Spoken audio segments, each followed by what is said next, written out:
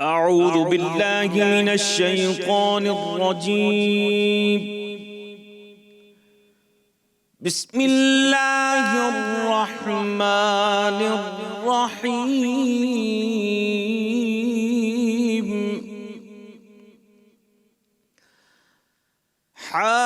حميم والكتاب المبين.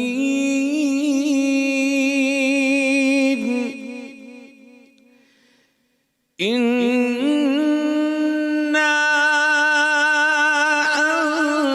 أنزلناه في ليلة مباركة إنا كنا منذرين.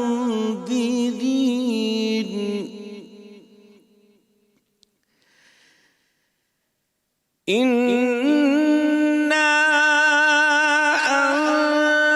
أنزلناه في ليلة مباركة إنا كنا منذرين.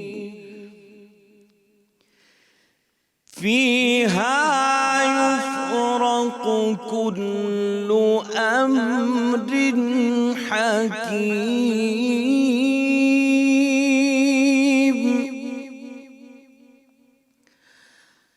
أمرا من عندنا.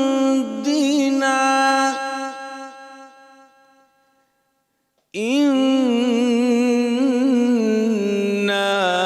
كنا مرسلين.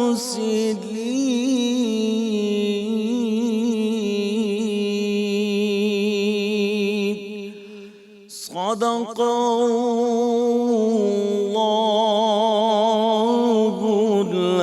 العظیم. قسم ہے اس روشن کتاب کی، بے شک ہم نے اسے ایک بابرکت رات میں نازل کیا. یقیناً ہم خبردار کرنے والے ہیں. اس رات میں ہر حکمت والا کام بانٹ دیا جاتا ہے. یہ ہمارے حکم سے ہوتا ہے. بے شک ہم ہی رسول بھیجنے والے ہیں. صدق اللہ العظیم. ناظرین، آج 27ویں سحری میں آپ کو خوش آمدید کہتے ہیں. میرا نام ڈاکٹر زبیر احمد ہے. آج 27ویں سحری ہے، اس کا مطلب آج 27ویں شب ہے، اور 27ویں شب طاق راتوں میں سے ایک طاق رات ہے، اور ابھی اس کے کچھ لمحات باقی ہیں. اللہ تعالیٰ سے دعا ہے کہ اللہ تعالیٰ اس کی تمام برکتیں، تمام رحمتیں ہم سب پر نازل فرمائے. اپنے اس پروگرام کو آگے بڑھاتے ہیں.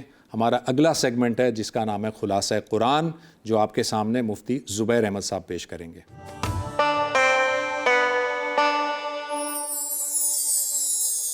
نحمدہ ونصلی علی رسولہ الکریم، اما بعد. پارہ نمبر 27 کا مختصر منتخب خلاصہ.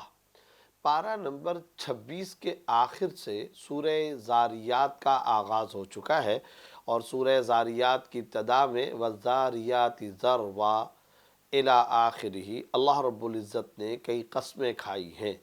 قسم ان ہواؤں کی جو گرد اڑاتی ہے، اور ارشاد فرمایا قسم ان بادلوں کی جو بوجھ اٹھاتے ہیں، قسم ان کشتیوں کی جو آسانی سے چلتی ہیں، اسی طرح قسم فرشتوں کی جو اللہ کے حکم سے چیزیں تقسیم کرتے ہیں.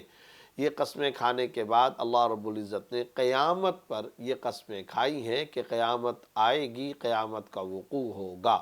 جہاں اللہ رب العزت اس طرح کی قسمیں کھائیں، اس سے مراد اس کے بعد آنے والی چیز کی غیر معمولی اہمیت اور تاکید کو بیان کرنا مقصود ہوتا ہے.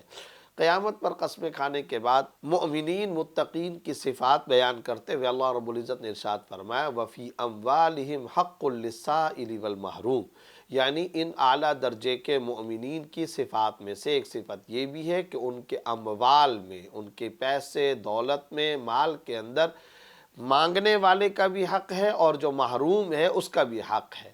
کیا مطلب؟ یعنی کچھ لوگ، کچھ محتاج وہ ہوتے ہیں جو مانگتے ہیں، کچھ محتاج وہ ہوتے ہیں جو نہیں مانگتے، مگر ان مومنین کی دینے کی، سخاوت کی اعلیٰ درجے کی صفت ایسی ہے کہ کوئی مانگے یا نہ مانگے، ہر صورت میں یہ سب کو دیتے ہیں، مانگنے والے کو بھی دیتے ہیں، نہ مانگنے والے کو بھی دیتے ہیں۔ یہاں محترم ناظرین و سامعین ایک بڑا قابل غور نقطہ یہ ہے کہ اللہ رب العزت نے ارشاد فرمایا وَفِي أَمْوَالِهِمْ حَقٌّ لِلسَّائِلِ وَالْمَحْرُومِ، یعنی ان کے اموال میں حق ہے۔ اس سے ایک اصول ہمیشہ کے لیے سمجھ میں آنا چاہیے، یہ جو ہم کسی کو زکوٰۃ دیتے ہیں، عشر دیتے ہیں یا صدقہ و خیرات کرتے ہیں، تو ہمارے ذہنوں کے اندر دیتے وقت یہ خیال اور تصور آتا ہے گویا ہم احسان کر رہے ہیں۔ تو قرآن کریم کا یہ لفظ پکار کر کے کہہ رہا ہے یہ حق ہے، رائٹ ہے، تمہاری رسپانسبلٹی ہے کہ تم ان کو دو، کوئی احسان نہیں۔ وفی اموالہم حق للسائل والمحروم۔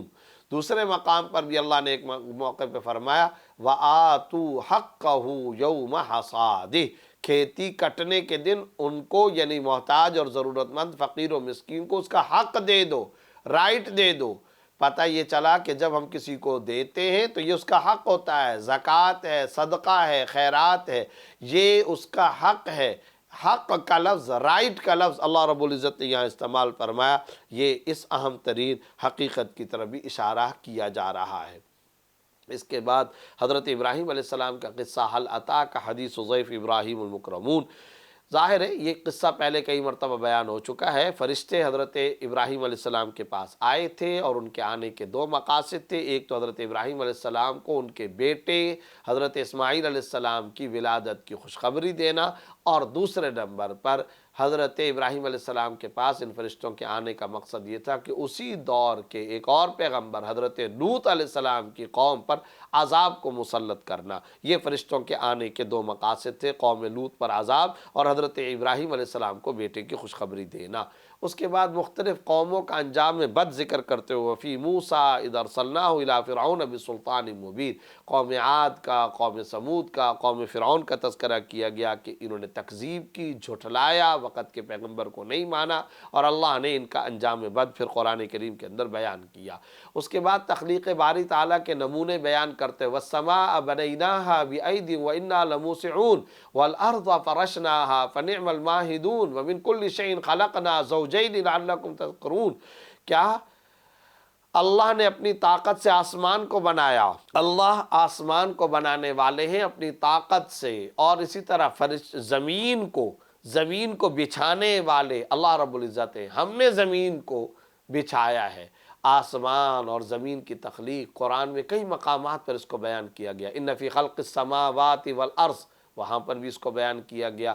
اسی طرح سورہ ملک کے اندر دیکھیں فارجع البصر هل تری من فطور، اس آسمان کی طرف دیکھو کوئی پھٹن، کوئی شگاف تمہیں نظر آتا ہے؟ یہاں پر بھی والسماء بنیناہا بأید وإنا لموسعون، ہم نے آسمان کو بنایا۔ اتنی بڑی غیر معمولی وسیع و عریض چھت اللہ نے قائم کر دی، کوئی ستون نہیں ہے، کوئی کالم نہیں ہے، کسی قسم کا کوئی پلر نہیں ہے، اور کوئی سہارا نہیں ہے۔ بغیر سہارے کے، بغیر کسی ستون کے، بغیر کسی پلر اور کالم کے اللہ رب العزت نے آسمان کو بنا دیا۔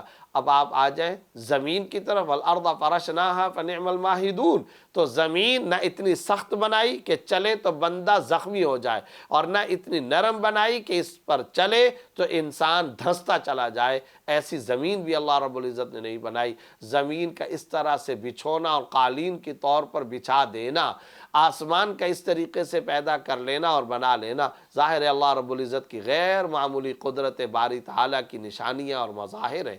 اس کے بعد اللہ نے فرمایا ہم نے ہر چیز کے جوڑے پیدا کیے۔ کیا مطلب جوڑے پیدا کیے؟ یعنی کالا بنایا تو اس کے ساتھ سفید کو بنایا، عورت بنائی تو مرد بنایا، اسی طریقے سے مسلمان بنایا تو کافر بنایا، ہر چیز کے جوڑے جوڑے اللہ رب العزت نے بنائے، یہ قدرت کی نشانیاں ہیں۔ اس کے بعد سورہ طور کا آغاز ہو رہا ہے، وَالطُّورِ وَكِتَابٍ مَّسْطُورٍ، 5 قسمیں اللہ رب العزت نے کھائی ہیں، کھلے ہوئے کاغذ کی صورت میں کتاب کی قسم۔ اللہ رب العزت نے یہ جو کھلے ہوئے کاغذ کی قسم کھائی، اس سے مراد کیا ہے؟ یا تو اس سے لوح محفوظ مراد ہے، یا اعمال مراد ہے، اعمال نامہ، یا پھر قرآن کریم مراد ہے۔ یہ اللہ رب العزت نے قسم کھائی۔ پھر بیت معمور کی قسم کھائی۔ بیت معمور کس کو کہتے ہیں؟ بیت اللہ شریف، یعنی خانہ کعبہ کے بالکل محاذات میں، اوپر سیدھ کے اندر، بالکل اوپر برابر کے اندر، ساتویں آسمان پر فرشتوں کا ایک قبلہ ہے، اسے بیت معمور کہا جاتا ہے۔ 70,000 فرشتے جس کا روزانہ طواف کرتے ہیں۔ بلند چھت کی قسم یعنی آسمان کی قسم کھائی، دریا کی قسم کھائی۔ ان قسموں کے کھانے کے بعد اللہ رب العزت یہ ارشاد فرما رہے ہیں، آنے والا جو عذاب ہوگا اس کو کوئی نہیں روک سکتا۔ یہ قسمیں آنے والے عذاب پر بطور گواہ کے اور دلیل کے اللہ رب العزت نے بیان کی اور قائم فرمائی۔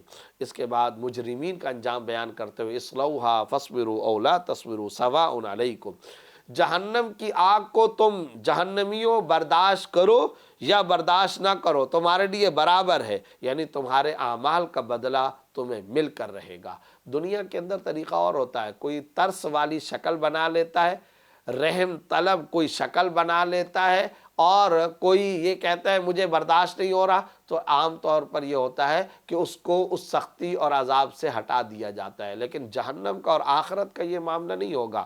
اصلوہا فاصبروا او لا تصبروا، جلتے رہو چاہے تم صبر کرو یا تم صبر نہ کرو، برداشت کرو یا نہ کرو، جہنم میں تمہیں تمہارے اعمال بد کا انجام پہنچ کر رہے گا، سزا پہنچ کر رہے گی۔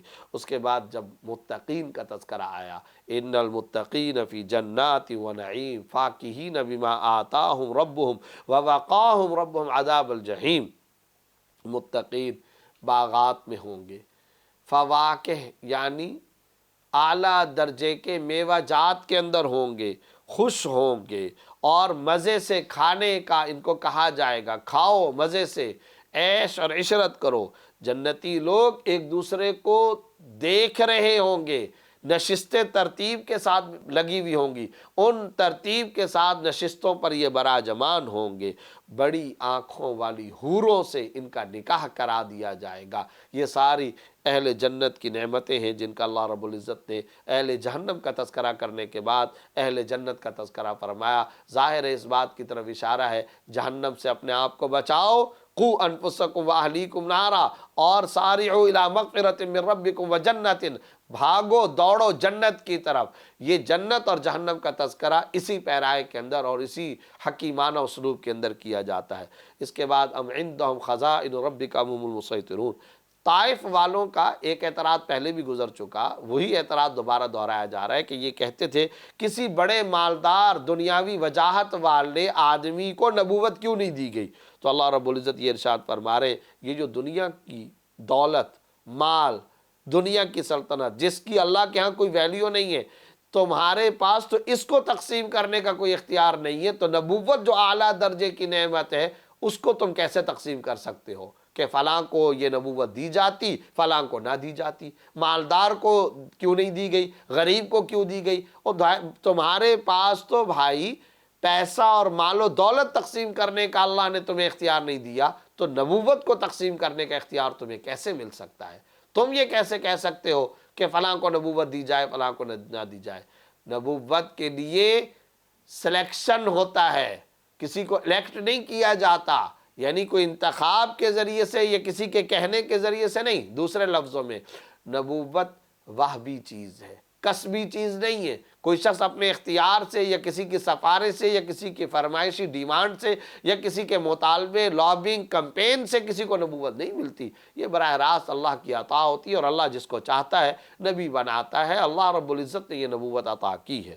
اس کے بعد وَاصْبِرْ لِحُکْمِ رَبِّكَ فَإِنَّكَ بِأَعْيُنِنَا وَسَبِّحْ بِحَمْدِ رَبِّكَ حِینَ تَقُومُ الآیہ۔ خاتم الانبیاء صلی اللہ علیہ وسلم کے فرائض بیان کیے جا رہے ہیں۔ پچھلے پارے کے اندر بھی فَاصْبِرْ كَمَا صَبَرَ أُولُو الْعَزْمِ، آپ صبر کیجئے جیسے اولو العزم پیغمبروں نے صبر کیا۔ یہاں پر بھی آپ صلی اللہ علیہ وسلم کو صبر کرنے کا حکم دیا جا رہا ہے، فرائض بیان کیے جا رہے ہیں۔ نمبر 1، پہلا فرض تو یہ ہے کہ آپ صبر کا مظاہرہ کیجئے۔ اس سے ہمیشہ کے لیے داعی اسلام، مبلغ اسلام کو پتہ چلا کہ وہ ہمیشہ صبر کا دامن کبھی ہاتھ سے نہ جانے دے۔ صبر اور صبر کا ہمیشہ مظاہرہ کیا کرے۔ ایک تو اللہ رب العزت نے یہاں نبی کے حوالے سے یہ بات ارشاد فرما دی کہ صبر کریں، صبر کا دامن کبھی ہاتھ سے نہ جانے دیں۔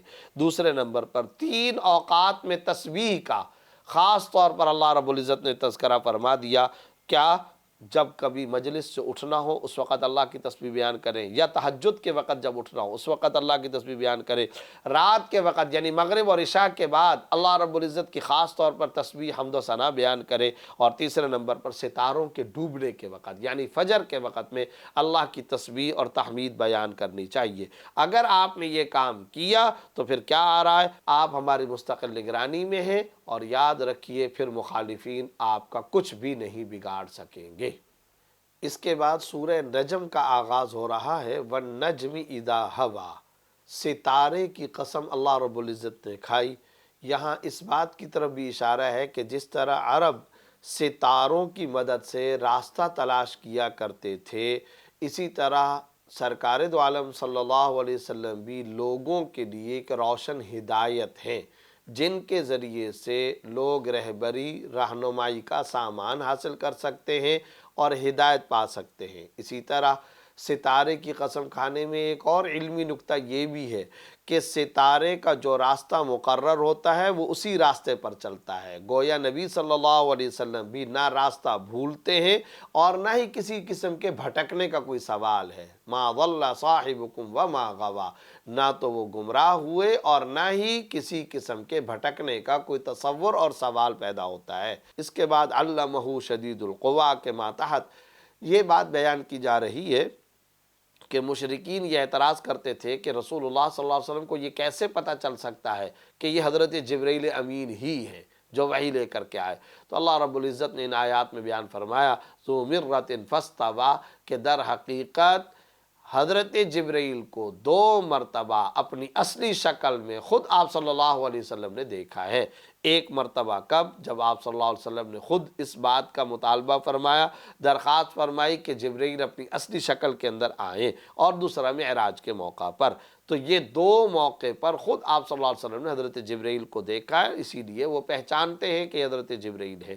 اس کے بعد افرأیتم اللات والعزیٰ ومناة الثالثة الأخریٰ، 3 بت انہوں نے از خود تراش لیے تھے، ان کے نام بھی خود بنا لیے، لات، عزیٰ، منات۔ اللہ رب العزت فرما رہے ہیں یہ تو صرف چند نام ہیں، اور ان ناموں کو تم نے خود اور تمہارے آباء و اجداد نے از خود تراش کے رکھ لیا، کیا تمہارے پاس اس کی کوئی دلیل ہے؟ ظاہر ہے کسی قسم کی کوئی دلیل نہیں۔ کفار صرف اور صرف اپنی خواہشات کی پیروی کرتے ہیں اور اس کے علاوہ کسی چیز کی نہیں کرتے۔ پھر آگے مشرکین کے غلط عقیدے کی تردید کرتے ہوئے ان الذین لا یؤمنون بالآخرہ لا یسمون الملائکۃ تسمیۃ الانثیٰ، فرشتوں کے بارے میں یہ عقیدہ رکھتے ہیں کہ یہ اللہ کی بیٹیاں ہیں۔ اللہ رب العزت فرما رہے ہیں کیا اس پر تمہارے پاس کوئی حجت اور دلیل ہے؟ کوئی تمہارے پاس ریزن ہے، کوئی لاجک ہے، کوئی منطق ہے؟ کئی مقامات پر اللہ رب العزت نے اس کی تردید فرمائی۔ اس کے بعد افرأیت الذی تولیٰ، ان آیات کا مختصر پس منظر یہ ہے کہ 2 دوست، ایک دوست ان میں ایسا تھا جو ایمان لے کر کے آ گیا، دوسرا دوست اس کو ہر وقت عار دلاتا رہتا تھا کہ تم نے اپنے باپ دادا کے دین کو چھوڑ دیا ہے، میں تمہیں پیسے دیتا ہوں، میں تم کو قیامت والے دن بچا لوں گا، تم اپنے باپ دادا کے دین کو نہ چھوڑو۔ اس پر اللہ رب العزت نے یہ آیت اتاری، کوئی کسی کا بوجھ نہیں اٹھا سکے گا۔ یہ کیسے کہتا ہے کہ مجھے پیسے دے دو اور میں بوجھ اٹھا لوں گا؟ اس کے بعد آگے سورہ قمر کا آغاز ہو رہا ہے، اقتربت الساعہ وانشق القمر۔ ایک مرتبہ مینا کے اندر قیام کے دوران رات کے وقت میں آپ صلی اللہ علیہ وسلم تشریف فرما تھے، تو مشرکین آئے اور انہوں نے اعتراض کیا اور نبوت پر معجزہ طلب کیا۔ آپ صلی اللہ علیہ وسلم نے فرمایا کہ اچھا یہ بتاؤ، اگر میں نے معجزہ دکھا دیا تو کیا پھر تم ایمان لے آؤ گے، پھر تم مان جاؤ گے؟ انہوں نے کہا کہ ہاں ہم مان جائیں گے۔ آپ صلی اللہ علیہ وسلم نے اشارہ فرمایا، چاند 2 ٹکڑے ہو گیا۔ اب یہ جو چاند 2 ٹکڑے ہوا، وانشق القمر، جس کا یہاں اس سورہ کے اندر اللہ رب العزت سورہ قمر کے اندر تذکرہ فرما رہے ہیں، اور اسی مناسبت سے اس سورت کا نام سورہ قمر رکھا۔ جیسے ہی یہ معجزہ دکھایا، چاند 2 ٹکڑے ہو گئے، تو اب یہ مشرکین کہنے لگے کہ نعوذ باللہ آپ نے جادو کر دیا ہے، اور وہ ایمان نہیں لائے۔ چنانچہ آگے چل کر کے قوم نوح کا تذکرہ اللہ رب العزت نے اسی پیرائے کے اندر یوں فرمایا، کذبت قبلہم قوم نوح فکذبوا عبدنا وقالوا مجنون وازدجر۔ حضرت نوح علیہ السلام کا یہ قوم کے لوگ گلا دبایا کرتے تھے، ہدایت اللہ رب العزت ان کے سے حضرت نوح علیہ السلام مسلسل مانگ رہے اور ان کو دعوت توحید دے رہے، مگر یہ جھٹلاتے رہے، بالآخر طوفان نوح کے ذریعے سے اللہ رب العزت نے ان کو ہلاک کر دیا۔ اس کے بعد قرآن کریم کے بارے میں فرمایا وَلَقَدْ يَسَّرْنَا الْقُرْآنَ لِلذِّكْرِ فَهَلْ مِن مُدَّكِرٍ، قرآن کریم کو ہم نے نصیحت کے لیے آسان کر دیا ہے۔ یاد رکھنا چاہیے محترم ناظرین و سامعین، قرآن کی ایک حیثیت واعظ کی ہے، ناصحانہ کلام ہونے کی ہے، اس حوالے سے قرآن بہت آسان ہے۔ اسی لیے بار بار کہا جا رہا ہے اس پروگرام میں خاص طور پہ قرآن کو پڑھیں، ترجمے کے ساتھ پڑھیں، معنی سمجھیں، یہی اس کا مقصود ہے۔ قرآن آسان ہے، خود قرآن کریم یہاں کہہ رہا ہے وَلَقَدْ يَسَّرْنَا الْقُرْآنَ لِلذِّكْرِ، نصیحت کے لیے قرآن کو آسان کر دیا۔ کوئی ہے جو نصیحت پکڑے، کوئی ہے جو نصیحت کو حاصل کرے، عبرت حاصل کرے؟ ہاں، قرآن کی ایک حیثیت واعظ ہونے کے علاوہ ایک حیثیت شارع کی بھی ہے، احکام اس سے نکالنا اور شرعی احکام کا استنباط کرنا، اجتہاد کرنا، عقائد کی جزوی تفصیلات، ظاہر ہے اس کے اوپر محنت کرنی ہوتی ہے، وہ علماء کا کام ہے۔ یہ نہیں کہ قرآن کریم کا ترجمہ پڑھ کر ہم فتویٰ دینا شروع کر دیں، یہ مناسب طرز عمل نہیں۔ ہاں، نصیحت، عبرت حاصل کرنے کے لیے قرآن کریم بہت زیادہ آسان ہے، ہمیں قرآن کریم کو پڑھنا چاہیے، ترجمے اور معنی مفہوم کے ساتھ پڑھنا چاہیے۔ آگے چل کر کے پہلی قوموں کے واقعات کا تذکرہ، پھر ان کے انجام بد کا تذکرہ کرتے ہوئے کذبت عاد فکیف کان عذابی و نذر، قوم عاد کا تذکرہ کیا گیا، قوم سمود کا اور قوم لوط علیہ السلام کا، اور ان کے نہ ماننے پر ان کے انجام بد کا۔ ان واقعات کا ظاہر ہے کہ مقصد بعد والوں کے لیے عبرت اور سبق حاصل کرنا ہے کہ وہ عبرت حاصل کریں، درس عبرت ہے۔ آخر میں ان المجرمین فی ضلال و سعر، مجرمین اور متقین کا تذکرہ کرتے ہوئے کہ مجرمین اس طریقے سے گمراہی کے اندر ہوں گے، جہنم کے عذاب کے اندر ہوں گے، تباہی میں ہوں گے۔ جہاں تک متقین کا تعلق، ان المتقین فی جنات و نہر، جنتوں میں، نہروں کے اندر، باغات میں، چشموں کے اندر یہ اہل جنت ہوں گے۔ جہنم والوں کا، جنت والوں کا تذکرہ کرنے سے مقصود صرف اور صرف یہ ہوتا ہے کہ انسان کو اپنے آپ کو جہنمیوں سے بچا کر اہل جنت میں شمار کروانا چاہیے۔ اس کے بعد سورہ رحمان کا تذکرہ ہو رہا ہے، الرحمن علم القرآن۔ چونکہ مشرکین کا معاملہ یہ تھا کہ اللہ کے نام رحمان سے یہ زیادہ واقف نہیں تھے، اللہ رب العزت نے وہی اپنا صفاتی نام میں سے ایک صفتی نام بیان فرما دیا، الرحمن علم القرآن۔ رحمان اللہ ہی کی رحم والی ذات جس نے قرآن کریم سکھایا۔ یہاں اس پوری صورت کے اندر اگر آپ نے غور فرمایا تو جنات کو اور انسانوں کو مخاطب کر کے اللہ رب العزت نے بار بار فَبِأَيِّ آلَاءِ رَبِّكُمَا تُكَذِّبَانِ فرمایا کہ تم اللہ کی کون کون سی نعمتوں کو جھٹلاؤ گے۔ بار بار اللہ کی نعمتوں کا تذکرہ کیا گیا، اور آگے چل کر کُلُّ مَنْ عَلَيْهَا فان وَيَبْقَى وَجْهُ رَبِّكَ ذُو الجلال والإکرام، زمین پہ جو کچھ ہے یہ سب فانی ہے، مختصر ہے، فنا ہونے والا ہے۔ اللہ رب العزت باقی رہنے والے ہیں، رہے نام اللہ کا، سدا رہے نام اللہ کا، اللہ کو بقا ہے اور باقی تمام چیزوں کو فنا ہے۔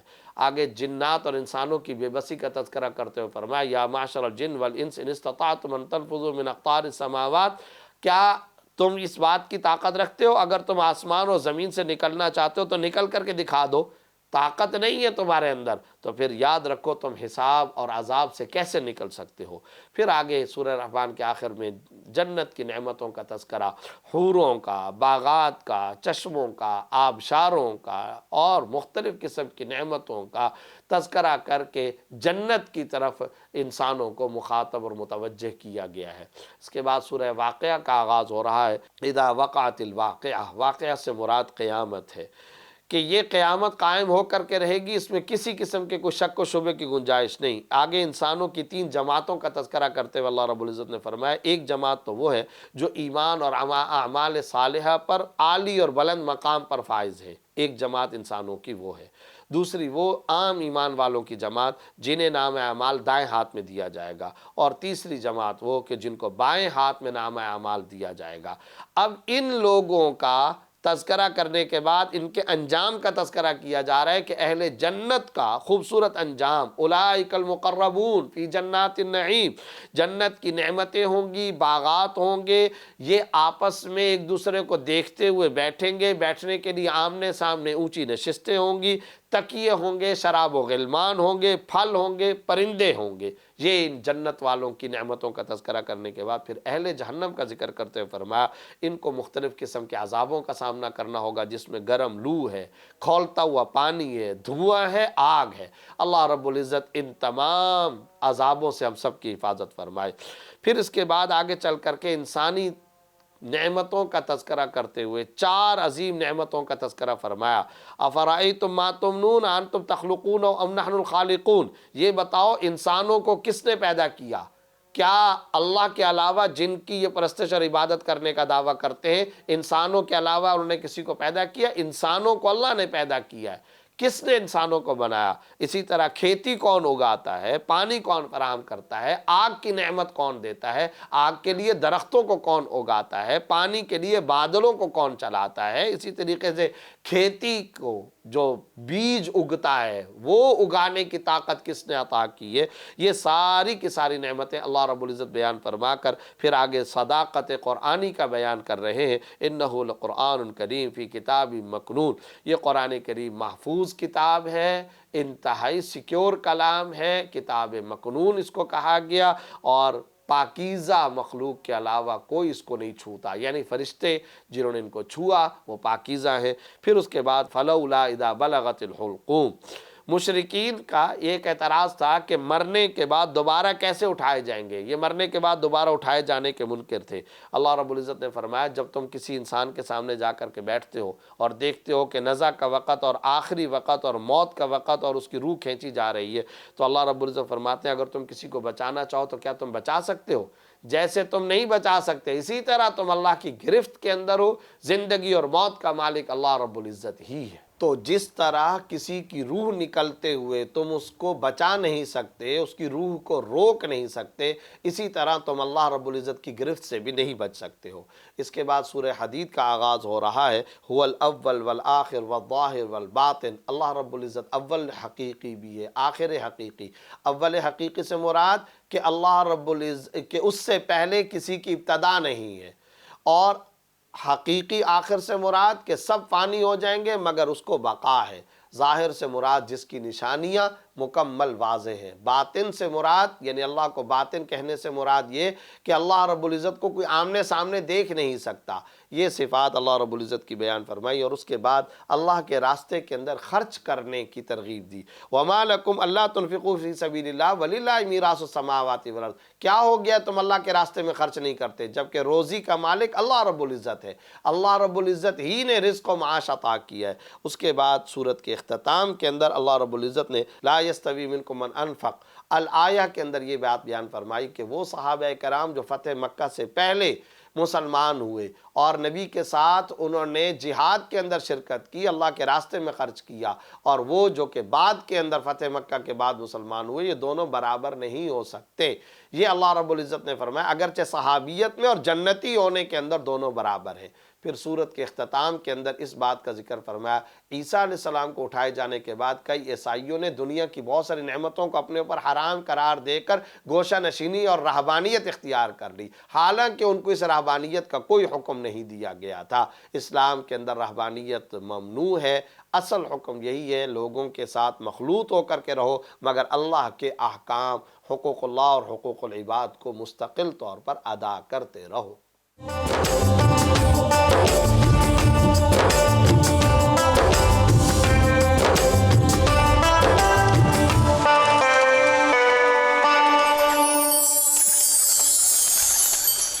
جی ناظرین، اب وقت ہوا ہے اگلے سیگمنٹ کا جس کا نام ہے قرب الہی، جو آپ کے سامنے ڈاکٹر خالد ظہیر صاحب پیش کرتے ہیں اور وہ بتاتے ہیں کہ تعلق باللہ کو کیسے مضبوط کیا جاتا ہے۔ تو چلتے ہیں، دیکھتے ہیں قرب الہی۔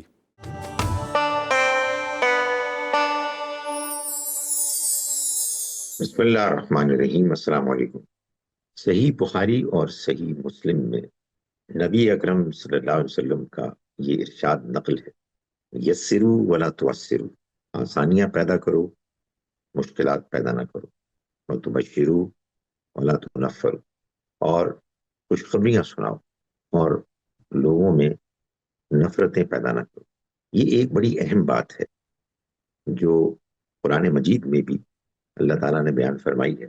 اللہ تعالیٰ ایک سے زیادہ مقامات پر یہ بات بیان فرماتے ہیں کہ یرید اللہ بکم اليسر، اللہ تمہارے لیے آسانیاں چاہتا ہے، ولا یرید بکم العسر، وہ تمہارے لیے مشکلات نہیں چاہتا۔ روزے میں اللہ نے جو بیماری کی حالت میں اور سفر میں بعد میں روزے رکھنے کی اجازت دی ہے، اس کی وجہ بھی یہی بتائی، اور پانی کے بغیر سفر کی حالت میں اور بیماری میں وضو کی جگہ اور غسل کی جگہ تیمم کی اجازت دینے کے معاملے میں بھی یہی اصول بیان فرمایا۔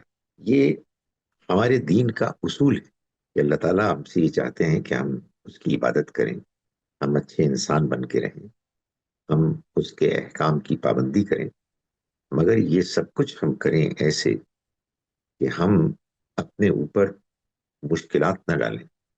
دین کو جو لوگ دوسروں کے سامنے پیش کرتے ہیں، انہیں چاہیے کہ وہ لوگوں کے سامنے دین کو ایسے پیش کریں کہ وہ ان کے لیے آسان ہو، انہیں خوشخبریاں سنائیں، ان کے اندر نفرتیں نہ پیدا کریں۔ یہ وہ اصول ہے کہ جس کو جب ہم اختیار کریں گے اس کے نتیجے میں لوگ اللہ کے دین کے قریب آئیں گے، اللہ سے محبت کریں گے، اللہ کے دین سے محبت کریں گے۔ لیکن جب ہم لوگوں میں سختیاں کریں گے، ان کو سخت احکام سنائیں گے اور ان کے اندر نفرتیں پیدا کریں گے، ان کو ڈرا دھمکا کے، یہ لوگ ہو سکتا ہے کہ وہ کچھ باتیں بظاہر مان لیں، لیکن ان کے دل میں اللہ کے دین کی بات داخل نہیں ہوگی۔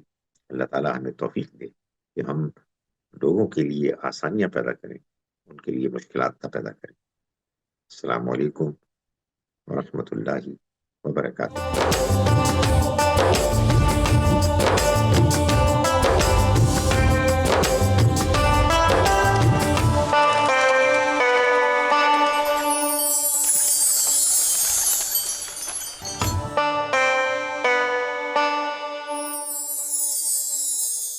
ویلکم بیک ناظرین، قصص الانبیاء میں آپ کو خوش آمدید کہتے ہیں۔ آج 27ویں سحری ہے اور آج ہم نبی اکرم صلی اللہ علیہ وآلہ وسلم کی سیرت مبارکہ آپ کے سامنے رکھنے جا رہے ہیں۔ یہ میپ آپ دیکھیے اور اب آپ اس میپ سے کافی حد تک فیملیئر ہو گئے ہیں۔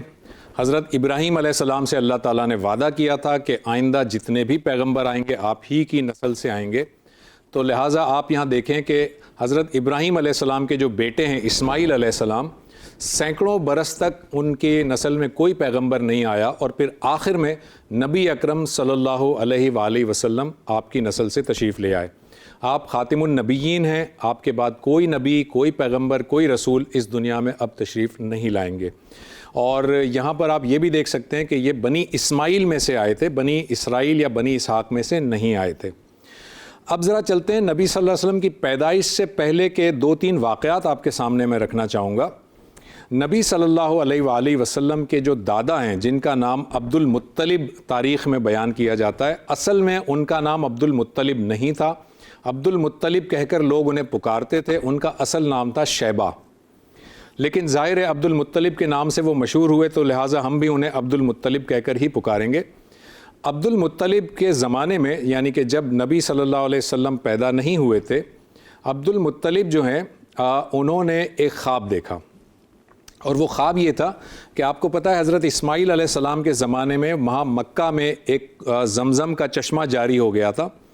وہ بہت سارے سینکڑوں سالوں کے واقعات گزرتے گئے اور وہ جو کنواں تھا، وہ جو چشمہ تھا زمزم کا، وہ اپنی آب و تاب کے ساتھ جاری تھا، لیکن عرب کے اندر کچھ جنگیں ہوئیں اور ان جنگوں میں دشمنوں نے یہ کیا کہ اس کنویں کو، اس چشمے کو پتھر ڈال کر، مٹی ڈال کر بند کر دیا، اور یہ آپ کی پیدائش سے پہلے کی بات بتا رہا ہوں میں۔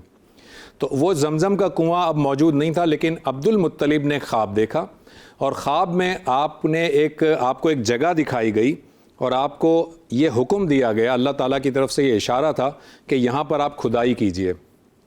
عبد المطلب جو ہے وہ مسلسل 2-3 روز تک یہی خواب دیکھتے رہے کہ فلاں جگہ پر کھدائی کیجئے، کیونکہ یہاں پر وہ جو زمزم کا جو کنواں ہے جو بند کر دیا گیا تھا، یا چشمہ جو ہے وہ بند کر دیا گیا تھا، وہ یہاں سے برآمد ہوگا۔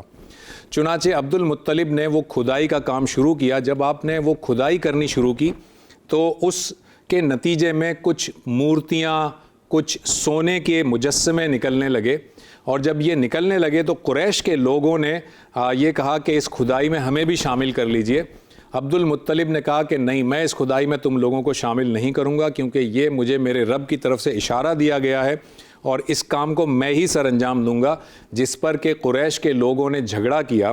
وہ اس وقت حضرت عبد المطلب جو ہیں ان کا صرف ایک بیٹا تھا، اس کا نام تھا حارث۔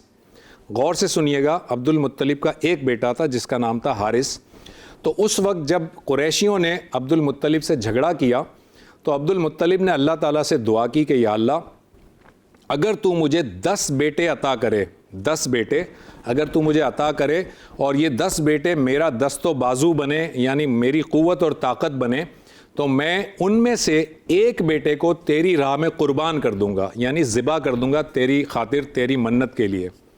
تو ہوا یہ کہ وہ زمزم کا کنواں جو ہے وہ تو نکل آیا، وہ تو کھدائی کی انہوں نے اور وہ زمزم کا کنواں برآمد ہو گیا، لیکن کچھ عرصے کے بعد اللہ تعالیٰ نے آپ کو پے در پہ بیٹے عطا کرنے شروع کیے اور آپ کے 10 بیٹے ہو گئے، یعنی عبد المطلب کے اب 10 بیٹے ہو گئے کئی سال گزرنے کے بعد۔ اب جب عبد المطلب کے یہ 10 بیٹے ہو گئے تو عبد المطلب کو اپنی وہ منت یاد آئی جس میں انہوں نے دعا کی تھی کہ یا اللہ، اگر تو مجھے 10 بیٹے عطا کرے گا تو ایک ان میں سے تیری راہ میں قربان کر دوں گا۔ غور سے سنیے گا، ان 10 بیٹوں میں ایک بیٹے کا نام عبداللہ بھی ہے اور ایک بیٹے ابو طالب بھی ہیں۔ تو یہ جو 10 بیٹے ہیں، ان 10 بیٹوں کے لیے جب یہ معاملہ ہو گیا اور ان کو اپنی منت یاد آئی تو حضرت عبد المطلب نے اپنے 10 بیٹوں کو بلایا اور اپنی منت ان کے سامنے رکھی کہ بیٹا، میں نے یہ اللہ سے منت مانگی تھی اور اللہ تعالیٰ نے 10 بیٹے عطا کر دیے ہیں، اب اس منت کے پورا کرنے کا وقت آ گیا ہے۔ ان 10 کے 10 بیٹوں نے کہا کہ ابا جان، جو آپ جیسے چاہیں کر گزریے۔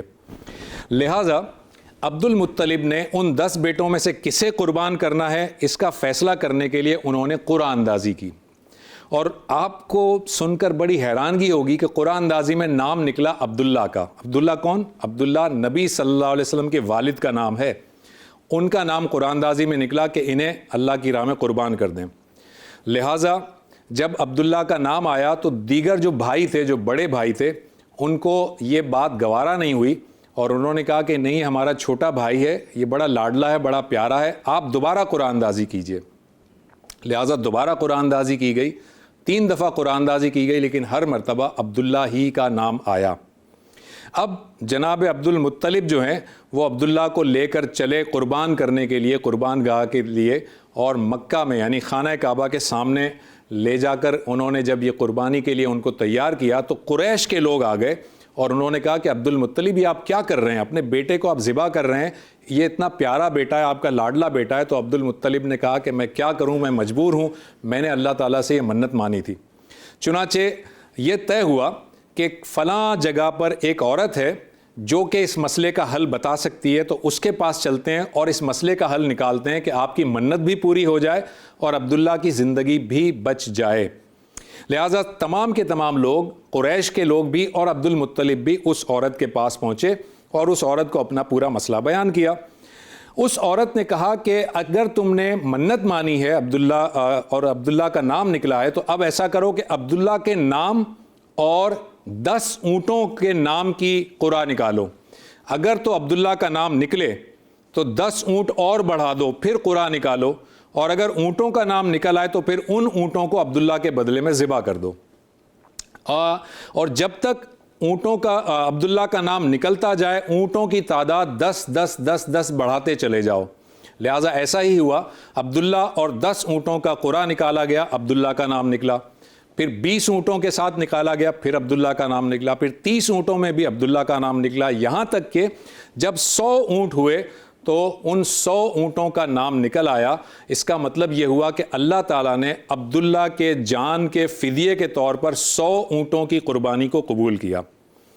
یعنی اس کے بعد یہ ہوا کہ عبد المطلب نے 100 اونٹ اپنی جانب سے ذبح کیے اور ان کو غریبوں میں تقسیم کر دیا۔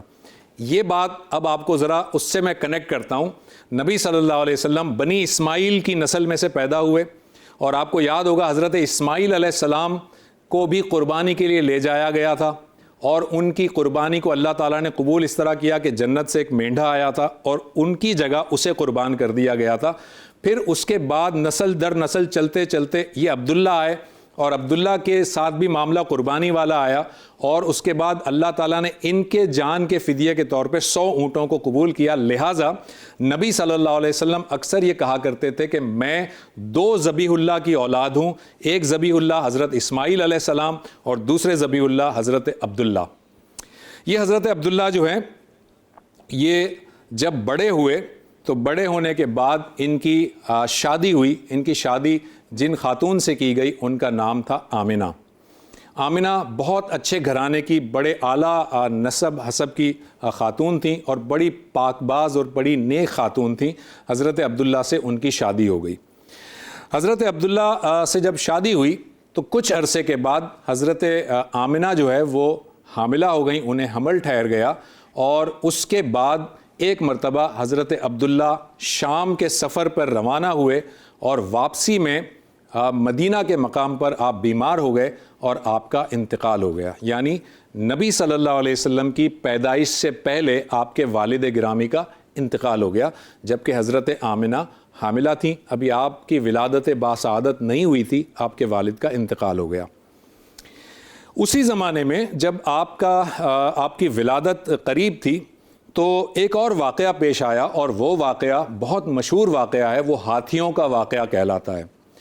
ہوا یہ ناظرین کہ مکہ میں ہر سال لوگ جو ہے وہ حج اور عمرے کے لیے آیا کرتے تھے, اور یہ میں بات آپ کو بتا دوں کہ یہ حضرت ابراہیم علیہ السلام کے دور سے لوگ حج اور عمرے کے لیے مکہ آیا کرتے تھے, اور اس کی وجہ سے مکہ میں تجارت بہت زیادہ ہوتی تھی, یعنی کاروبار بہت زیادہ ہوتا تھا. تو یمن کا ایک بادشاہ تھا, اسے یہ بات بڑی ناگوار گزرتی تھی کہ پورے عرب میں سے لوگ نکل کر مکہ میں آتے ہیں اور وہاں پر ایک طرح سے کاروباری سرگرمیاں ہوتی ہیں, اور مکہ میں ایسی کیا خاص بات ہے سوائے اس کے کہ ایک 4 دیوار والی ایک عمارت ہے اور وہ سارے کے سارے وہاں آتے ہیں. تو لہٰذا اس یمن کے بادشاہ نے, جس کا نام ابرہا تھا, اس نے کہا کہ میں اسی طرح کی 4 دیواروں والی عمارت یمن میں بنا دیتا ہوں تاکہ عرب جو ہے وہ وہاں آ کر عبادت کریں, وہاں آ کر عمرہ کریں, اور تاکہ میرا کاروبار بھی وہاں کا, اس ملک کا کاروبار بھی چمکے. تو یہ جو ابرہا تھا اس نے یمن میں خانہ کعبہ کی شکل کی ایک عمارت بنائی, اور خانہ کعبہ کی شکل کی جو عمارت بنائی اور عرب کے اندر اعلان کر دیا کہ اب جو بھی حج یا عمرے کے لیے آئے وہ یمن میں آئے اور یہاں پر خانہ کعبہ موجود ہے, یہاں پر حج اور عمرہ کرے. تو لوگوں نے اس کی باتوں پر کان نہیں دھرا, بلکہ یہ ہوا کہ عرب میں سے 1-2 لوگ وہاں پر گئے اور انہوں نے جا کر وہ جو جعلی خانہ کعبہ تھا یمن کا, وہاں جا کر انہوں نے نجاست کر دی, انہوں نے جا کر وہاں غلاظت پھیلا دی, جس کی وجہ سے ابرہا کو بہت غصہ آیا, اور ابرہا نے کہا کہ میں وہ جو خانہ کعبہ ہے جو مکہ میں ہے اب میں اسے ڈھا دوں گا, اسے میں منہدم کر دوں گا. یہ جو پکچر آپ کے سامنے ہے نا ناظرین, یہ وہ یمن میں جو خانہ کعبہ, جو جعلی خانہ کعبہ بنایا گیا تھا, یہ وہ جگہ ہے, یہ جو باؤنڈری آپ کو نظر آ رہی ہے اس جگہ پر یہ جعلی خانہ کعبہ بنایا گیا تھا. اور یہ اس کا ایک دوسرا ویو آپ کو دکھا رہے ہیں, یہ دوسرے اینگل سے ویو نظر آ رہا ہے. یعنی اب یہاں پر کچھ نہیں ہے, ایک باؤنڈری بنا دی گئی ہے, اور ظاہر ہے کہ وہ عمارت تو موجود ہی نہیں ہے, وہ تو بالکل ایک سراسر غلط اور بے بنیاد قسم کی عمارت تھی. اب ہوا یہ کہ ابرہا جو ہے وہ اپنا لشکر لے کر اس نے مکہ پہ چڑھائی کرنے کا فیصلہ کیا, وہ خانہ کعبہ کی طرف آیا, اور یہ جو لشکر لے کر آیا وہ ہاتھیوں کا لشکر تھا. ہاتھی بہت بڑے, اور یہ میں بتا دوں کہ عرب جو تھے وہ ہاتھیوں کو انہوں نے کبھی دیکھا نہیں تھا. عرب گھوڑے سے واقف تھے, عرب گدھے سے واقف تھے, عرب اونٹ سے واقف تھے, بکریوں سے واقف تھے, لیکن ہاتھی جو جانور ہے اسے عرب نے کبھی دیکھا نہیں تھا. جب یہ ہاتھیوں کا لشکر آیا تو عرب بہت زیادہ خوفزدہ ہوئے اور پہاڑیوں میں جا کر چھپ گئے. اور یہ جو ابرہا آیا ہاتھیوں کا لشکر لے کر, یہ جب منی اور مزدلفہ کے پاس ایک وادی ہے جس کا نام ہے وادی محصر, جب یہ یہاں پر اپنا ہاتھیوں کا لشکر لے کے پہنچا, یہ جو پکچر آپ دیکھ رہے ہیں ناظرین, یہ ہے وہ وادی محصر جہاں پر ابرہا کا لشکر آیا. اور یہاں پر جو ابرہا کا ہاتھی تھا, جو بڑا ہاتھی تھا جس کا نام تھا مہمت, وہ مہمت آ کر بیٹھ گیا اور وہ آگے بڑھنے کو تیار نہ ہوا. اسے بہت زیادہ چابک مارے گئے، نیزے مارے گئے، بھالے مارے گئے، لیکن وہ ہاتھی آگے نہیں بڑھ رہا تھا. اسے جب خانہ کعبہ کے اپوزٹ ڈائریکشن میں چلایا جاتا تو وہ بھاگنے لگتا تھا، لیکن جب خانہ کعبہ کی طرف اسے چلایا جاتا تو وہ بیٹھ جاتا تھا. اسی اثنا میں اللہ تعالیٰ نے جو ہے وہ پرندوں کا ایک جھنڈ بھیجا، جن کے پاس، ہر پرندے کے پاس 3 کنکر تھے، 2 ان کے پاؤں میں، پنجوں میں، اور 1 چونچ میں. اور پرندوں نے اوپر سے جو ہے وہ ابرہہ کے اس لشکر پر کنکر مارے، اور وہ کنکر ایسے تھے کہ جس شخص کو لگتے تھے اس کی پوری باڈی جو ہے اس میں سے وہ سرایت کرتے ہوئے نکل جاتے تھے، اور پوری باڈی گھل کر الگ ہو جایا کرتی تھی. اس طرح سے اللہ تعالیٰ نے ان پر جو ہے وہ ایک عذاب نازل کیا، اور ہاتھیوں کا جو لشکر تھا اس میں ایک بھگدڑ سی مچی. یہ آپ کو پکچر نظر آ رہی ہے، یہ اس کا ایک سمبولک ویو ہے، ایک سمجھ لیجئے امیجینیشن ہے کہ ہاتھیوں کے لشکر میں کس طرح سے یہ آیا تھا لشکر پہلے، اور اب یہ دوسری پکچر دیکھیے، یہ کس طرح سے ہاتھیوں کے لشکر میں بھگدڑ سی مچی اور یہ لشکر ایک طرح سے بھاگا. اب آپ یہاں پر یہ دیکھیں کہ یہ جو ہاتھیوں کا جو واقعہ ہوا، اس نے پورے کے پورے عرب میں یہ بات پھیلا دی، یعنی دھاک بیٹھ گئی. عرب کو پتہ چل گیا کہ اللہ کا یہ جو گھر ہے اس کی حفاظت اللہ تعالیٰ نے کس طرح کی. اور ہمیں بتایا جاتا ہے کہ کئی سالوں تک کفار جو تھے انہوں نے بت پرستی چھوڑ دی تھی، اور وہ صرف اللہ کی بندگی کیا کرتے تھے، اس بات سے کہ اللہ تعالیٰ نے اپنے گھر کو پرندوں کے معمولی پرندے تھے ان کی مدد سے ہاتھیوں کے لشکر کو تباہ اور برباد کر دیا تھا. یہ جو سال تھا نا ناظرین، جس پہ یہ ہاتھی والوں نے لشکر کشی کی تھی، اس سال کو عربی زبان میں عام الفیل کہتے ہیں.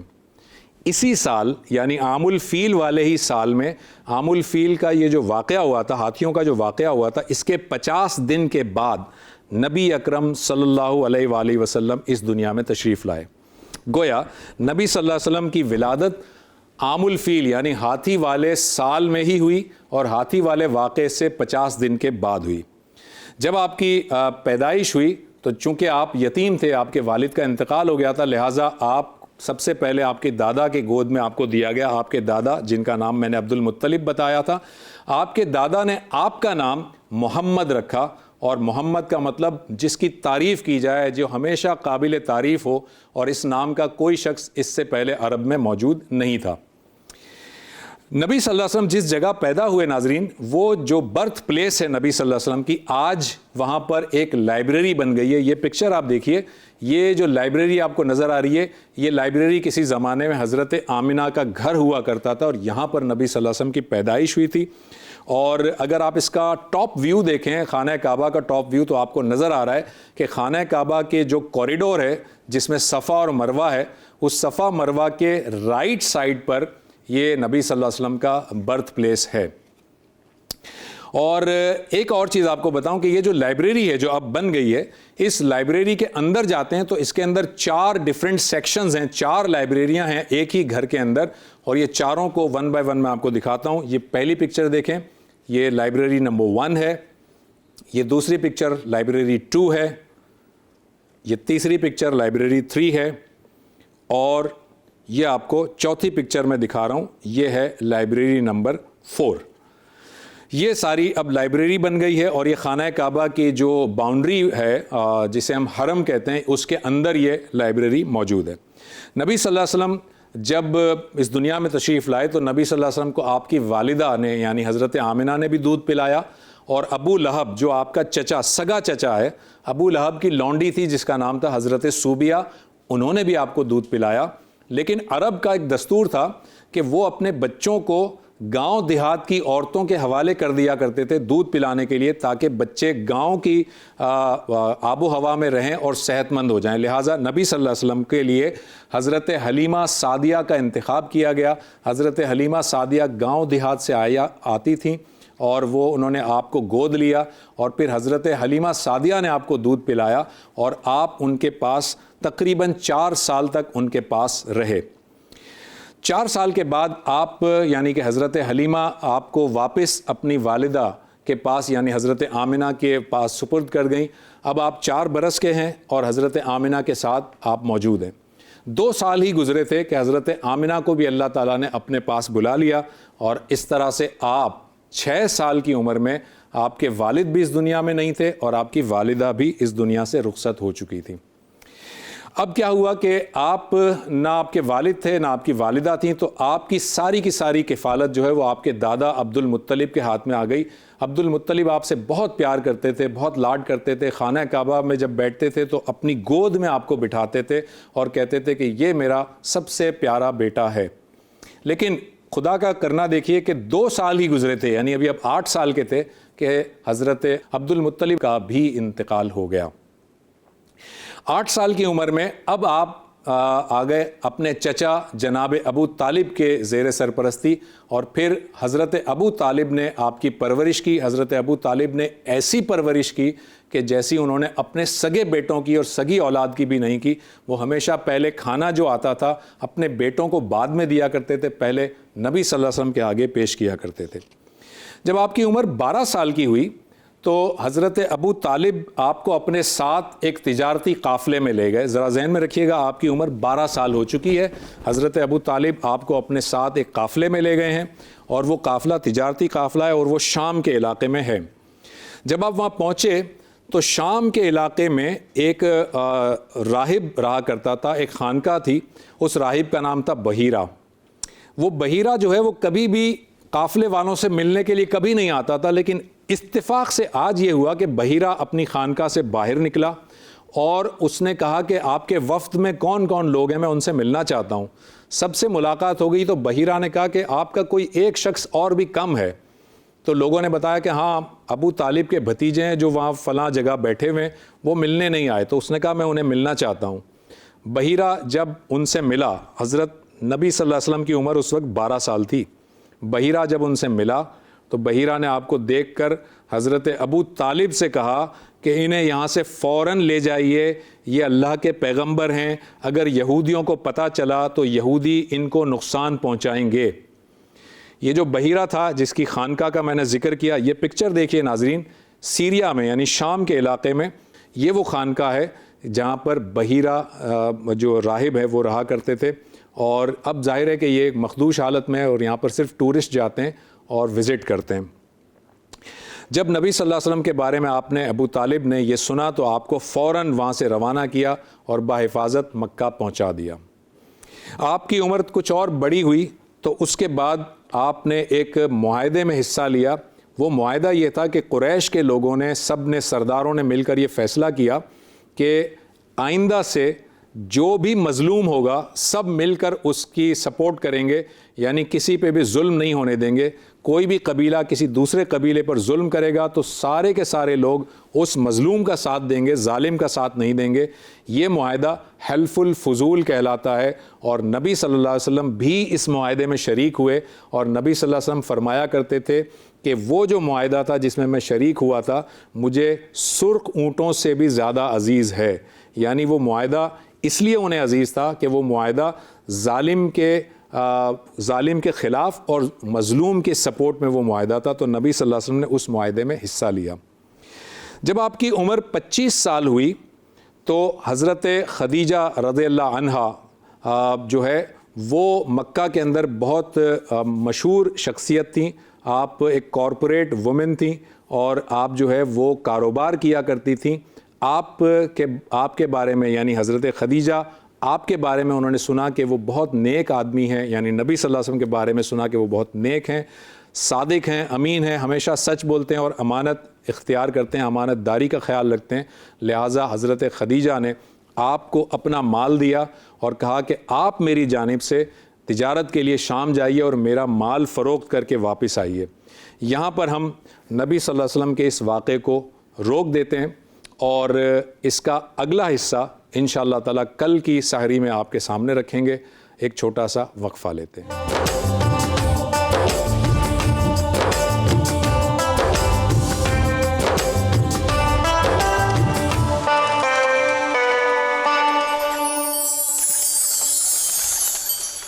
جی ناظرین، اب ہم چلتے ہیں ڈاکٹر ریحان احمد کی جانب جو ہمارے لیے قرآن اور دنیا کا سیگمنٹ تیار کر کے آتے ہیں۔ دیکھتے ہیں کہ آج ڈاکٹر صاحب نے ہمارے لیے کیا گفتگو تیار کی ہے۔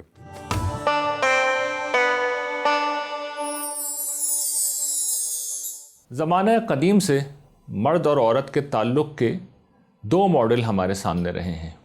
ایک ماڈل جو ابتدا سے ہی رائج ہے اور ایگریکلچرل اور ٹرائبل سوسائٹی کے اندر بہت عام رہا ہے اور آج بھی عام ہے۔ اس کے اندر ہوتا یہ ہے کہ مرد جس وقت کسی عورت سے شادی کرتا ہے تو عملی طور پہ اس شادی کا مطلب یہ ہوتا ہے کہ اس نے اسے اس کے گھر والوں سے خرید لیا ہے، شوہر نے بیوی کو اس کے گھر والوں سے خرید لیا ہے اور وہ اس کی ملک بن گئی ہے۔ جب کوئی چیز ملک کی جگہ پہ آ جائے، کوئی ہستی ملک کی جگہ پہ آ جائے، چیز بن جائے، تو پھر اس کے بعد اس سے ظاہر ہے کہ وہی سلوک بھی ہوتا ہے۔ چنانچہ اس کے نتیجے میں عورتوں پر ظلم کیا گیا، ان کی کوئی حیثیت نہیں تھی، ان کی کوئی آواز نہیں تھی، ان کی پسند ناپسند کا خیال نہیں رکھا جاتا تھا، ان کی حیثیت ایک ملازمہ کی تھی۔ کوئی مرد ذاتی طور پہ اگر اچھا ہے تو ظاہر ہے کہ معاملہ بہتر ہوتا تھا، ورنہ سماجی رویہ یہی تھا جو یہ طالب علم عرض کر رہا ہے۔ اور اس کی آخری حد اور بدترین شکل وہ تھی کہ جس میں بعض سماج ایسے تھے کہ جس میں اگر کسی شخص کی ایک سے زیادہ بیویاں ہوتی تو جو اولاد ہوتی وہ مال کی طرح اپنی ماؤں کو بھی عرصے میں بانٹ لیتی۔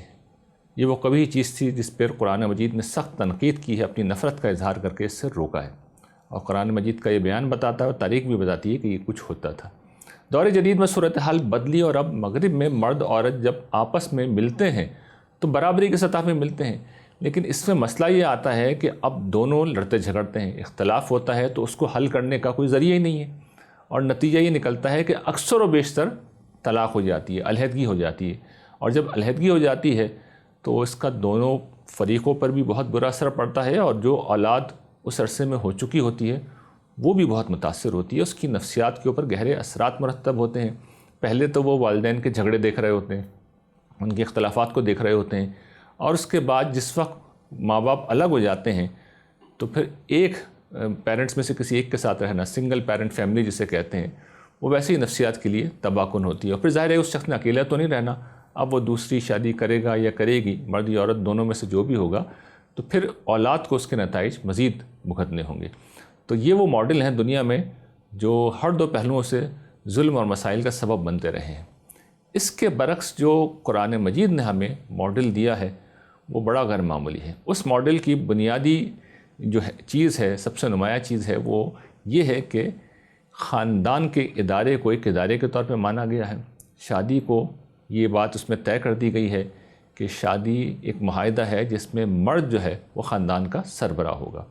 یہ ڈی جیورو اسٹیٹس ہے، یعنی مرد کو قانونی طور پہ حیثیت دے دی گئی ہے کہ جب وہ شوہر بنے گا تو وہ خاندان کا سربراہ ہوگا، اور اس کی ذمہ داری یہ ہے کہ جتنی بھی معاشی معاملات ہیں اس میں کمانے کا معاملہ اسی کا ہوگا، پیسے اسی نے کمانا ہے، ضروریات اسی نے پوری کرنی ہے، اور بیوی کی جو بھی معاملات ہیں اس نے چلانے ہیں۔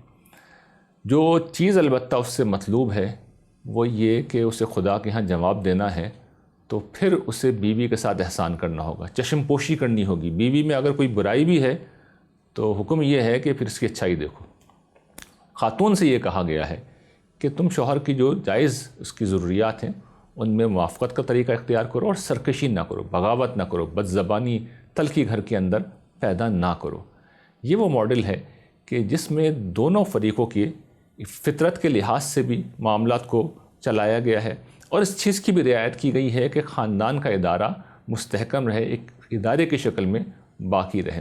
تاہم اس کے باوجود اگر گزارا نہ ہو سکے تو پھر دونوں خاندانوں میں سے ایک ایک فریق آئے گا، ایک ایک فرد آئے گا، وہ ثالثی کرے گا، اور پھر بھی نبھانا ہو سکے تو طلاق لے کے اپنے اپنے راستہ الگ لیں۔ تو یہ آخری حل، آخری دروازہ بھی قرآن مجید نے کھولا ہے۔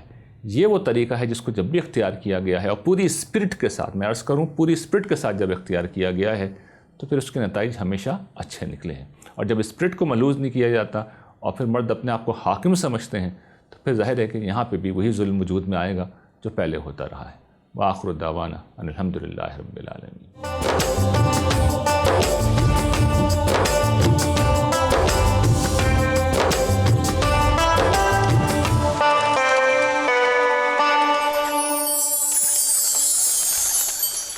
ناظرین اب چلتے ہیں اور دیکھتے ہیں کہ رمضان المبارک ہمارے لیے کیا پیغام لایا ہے۔ ہمارا اگلا سیگمنٹ ہے جس کا نام ہے پیغام رمضان، جو آپ کے لیے شجاع الدین شیخ صاحب پیش کرتے ہیں۔ دیکھتے ہیں پیغام رمضان۔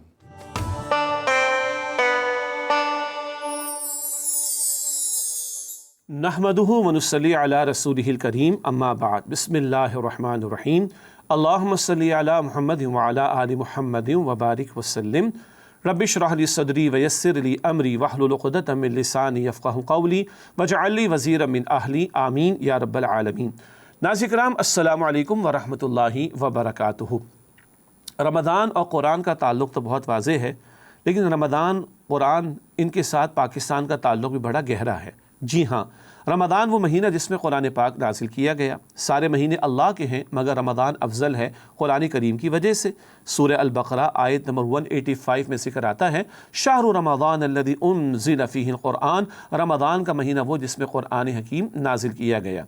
तो सारी रातें भी इसी तरह अल्लाह की हैं, मगर क़दर की रात अफजल क्यों है? इन्ना अंज़लनाहु फ़ी लैलतिल क़द्र, हमने इसे क़दर की रात में, क़ुरान पाक को क़दर की रात में नाज़िल किया। तो रमज़ान अफजल क़ुरान पाक की वजह से, क़दर की रात अफजल क़ुरान पाक की वजह से। गो के माह रमज़ान के आखिरी अशरे की ताक़ रातों में 21, 23, 25, 27, 29 में हमें ताक़ रातों में, इन ताक़ रातों में तलाश करना है क़दर की रात को। अलबत्ता एक मारूफ़ राय के मुताबिक 27वीं शब के बारे में ज़्यादा गुमान होता है कि यही ताक़ रात जो है 27वीं शब, ये क़दर की रात है। और बड़ी दिलचस्प बात है, रमज़ान अफजल क़ुरान पाक के नुज़ूल की वजह से, क़दर की रात अफजल क़ुरान पाक के नुज़ूल की वजह से, और एक मारूफ़ राय के मुताबिक क़ुरान पाक का नुज़ूल हुआ 27वीं शब में। तो 27वीं शब ही में अल्लाह ने पाकिस्तान हमें अता फ़रमाया था। और जैसे रमज़ान के साथ क़ुरान पाक का ताल्लुक़, जैसे रमज़ान के साथ क़दर की, क़ुरान पाक के साथ रमज़ान का ताल्लुक़, बल्कि यूँ कह लीजिए, और क़ुरान पाक के साथ क़दर की रात का ताल्लुक़ अटैच्ड है ना, तो पाकिस्तान के साथ भी क़ुरान का ताल्लुक़ अटैच्ड है। क्या मतलब? कायद-ए-आज़म से पूछा गया था कि आपका कॉन्स्टिट्यूशन क्या होगा, तो उन्होंने उस वक्त कहा था कि 13 सदियों पहले, 13 सेंचुरीज़ बिफोर, हमें हमारा कॉन्स्टिट्यूशन दे दिया गया, that is Quran, the word of अल्लाह सुब्हानहू व तआला। और कायद-ए-आज़म ने आखिरी लम्हात जो उनकी ज़िंदगी के थे, जो उन्होंने ज़ियारत के मकाम पर गुजारे थे बलूचिस्तान में, वहाँ के अल्फाज रिकॉर्ड का हिस्सा है कि कायद-ए-आज़म ने यह भी कहा कि मेरा ईमान है कि पाकिस्तान रसूलुल्लाह सल्लल्लाहु अलैहि वसल्लम का रूहानी फैज़ान है। अब हमें मिल गया, मैं शुक्र अदा करता हूँ अल्लाह का, मुतमईन हूँ कि पाकिस्तान मिल गया। अब हमारा फ़र्ज़ है कि खिलाफत राशिदा को सामने रखें as a role model, as a नमूना, वहाँ से रहनुमाई लें, उसूल लें, तालीम लें, रहनुमाई लें, और अहद हादिर की इस्लामी फ़लाही रियासत दुनिया के सामने पेश करें। तो रमज़ान अफजल क़ुरान की वजह से, क़दर की रात अफजल क़ुरान की वजह से, जो शय जुड़ गई क़ुरान से वो अफजल हो गई। तो पाकिस्तान रमज़ान में अता हुआ, पाकिस्तान क़दर की रात में मारूफ़ राय के मुताबिक 27 शब जो होती है उसमें अता हुआ। तो पाकिस्तान क़ुरान के नाम से हमें मिला है, रमज़ान में मिला है, क़दर की रात में मिला है। कुछ तो गैबी इशारा है ना अल्लाह सुब्हानहू व तआला की तरफ से। फिर जो कुछ हमने पाकिस्तान के साथ किया वो हमें मालूम है, हमें मालूम है। वो दीन जो बड़ी शान से निकला था वतन से, परदेश में आज गरीबुल गुराबा है। ऐसे में क्यों ना ये बात अच्छी महसूस होगी कि हम 27वीं शब में मसाजिद में जहाँ जहाँ एहतमाम होता है गुफ्तगू का, वाज़ का, नसीहत का, हम भी मुख्तलिफ मौक़े पर इस बात को बयान करते हैं, सोशल मीडिया पर भी, फ़िज़िकली भी और ऑनलाइन भी। और क्यों ना हमें इसका एहतमाम करना चाहिए कि इस शब में ज़रा तवज्जो दिलाई जाए। भाई पाकिस्तान क्यों लिया था? हम छुट्टी के कायल नहीं हैं, 14 अगस्त की छुट्टी मुबारक, बहस नहीं करता मैं, लेकिन 27 रमज़ान को कोई शक्ल हो जाए, कोई छुट्टी ना करें। ऑफिस के अंदर बैठे हैं, सरकारी इदारों में बैठे हैं, नीम सरकारी इदारों में बैठे हैं, प्राइवेट इंस्टीट्यूशन में कोई शक्ल बन जाए, भाई 10 मिनट के लिए, 15 मिनट के लिए। अच्छा रात में कर ले तो सब लोग नमाज़ों के लिए जाते हैं, तरावी के लिए जाते हैं, आसानी के साथ हो जाएगा। 27वें रोज़े की कोई छुट्टी की हम बात नहीं कर रहे हैं, मगर दिन में भी अगर सरकारी मीडिया पर और गैर सरकारी मीडिया पर भी, प्राइवेट चैनल्स पर भी और हुक्मरानों की तरफ से अगर इसका एहतमाम हो, छुट्टी की बात नहीं कर रहा, लेकिन रीविज़िट कर लें पाकिस्तान क्यों बनाया था हमने, किस महीने में मिला, किस शब में मिला, किस नाम पर मिला, पाकिस्तान का मतलब क्या, ला इलाहा इल्लल्लाह। तो मैं पूरा यकीन रखता हूँ कि 14 अगस्त को तो हम ज़रा छुट्टी मनाते हुए कुछ गैर अखलाकी हरकतें भी कर जाते हैं, पैसे का ज़िया भी कर जाते हैं, हल्ला गुल्ला भी हो जाता है, शरीयत की तालीम की खिलाफ वर्जी भी हो जाती है। 27वें शब में कुछ करेंगे इस पाकिस्तान के मनाने के ताल्लुक़ से, या 27वें रोज़े को कोई खुराफात नहीं होंगी इंशाअल्लाह ताला। रमज़ान का महीना होगा, दिन में रोज़े की हालत होगी, रात में मस्जिदों में होंगे। तो पाकिस्तान के बारे में अगर इस शब में या इस दिन 27वें दिन रमज़ान के अगर हम एहतमाम कर लें तो मैं समझता हूँ कि शायद दिलों में कुछ नरमी पैदा हो जाएगी। और सच्ची बात क्या है, जो शायद कुरान से जुड़ गई वो अफजल हो गई। पाकिस्तान को भी कुरान से जोड़ना है ना। क्या मतलब? اس قرآن کی تعلیم کو عام کرنا اچھی بات ہے.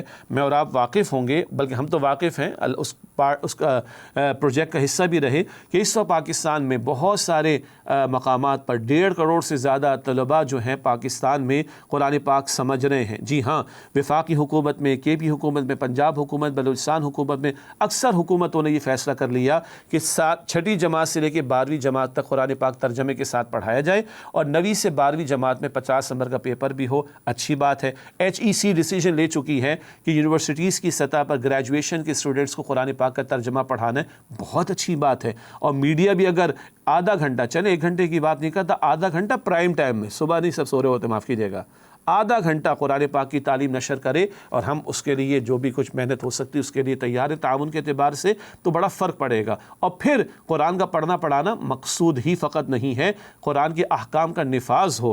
حکمراں یاد رکھیں اللہ کو جواب دینا ہے. اگر وہ شریعت کے نفاذ کی طرف پیش قدمی کریں گے، اللہ آسمان سے بھی برکتیں دے گا، زمین سے بھی برکتیں دے گا، اور کروڑوں ہاتھ اٹھیں گے دعا کرنے کے لیے. اور اگر اس کے برعکس ہوگا تو بد دعائیں بھی بڑی لگتی ہیں، معاف کیجیے گا بھائی. تو کیا اچھا ہو رمضان میں ہمارے دل نرم ہو، 27 شب میں دل نرم ہو، 27 دن رمضان کے دل نرم ہو، قرآن پاک کی طرف توجہ ہو، اور پھر قرآن پاک کے پڑھنے پڑھانے سے آگے بڑھ کر قرآن کے احکام کے نفاذ کی محنت اور جد و جہد کی جائے، جس کے لیے ہم نے پاکستان کو حاصل کیا تھا. اللہ تعالیٰ اس پاکستان کی حفاظت فرمائے. ہمیں قرآن کی محبت سے اور نبی علیہ السلام کی محبت کے ذریعے، اللہ اپنی محبت کے ذریعے جمع فرمائے، اور قرآن کے احکام کے نفاذ کی توفیق عطا فرمائے. تبھی رحمتیں ہمارے ساتھ ہوں گی انشاءاللہ. وآخر دعوانا ان الحمد للہ رب العالمین، والسلام علیکم ورحمۃ اللہ وبرکاتہ. جی ناظرین، ہماری 27ویں سحری ٹرانسمیشن کا وقت ختم ہوا چاہتا ہے. آپ کی فیڈ بیک کے ہم منتظر رہیں گے. کل انشاءاللہ تعالی نبی اکرم صلی اللہ علیہ وآلہ وسلم کی سیرت کا دوسرا حصہ آپ کے سامنے رکھیں گے. کل تک کے لیے ڈاکٹر زبیر احمد کو اجازت دیجیے. اللہ حافظ.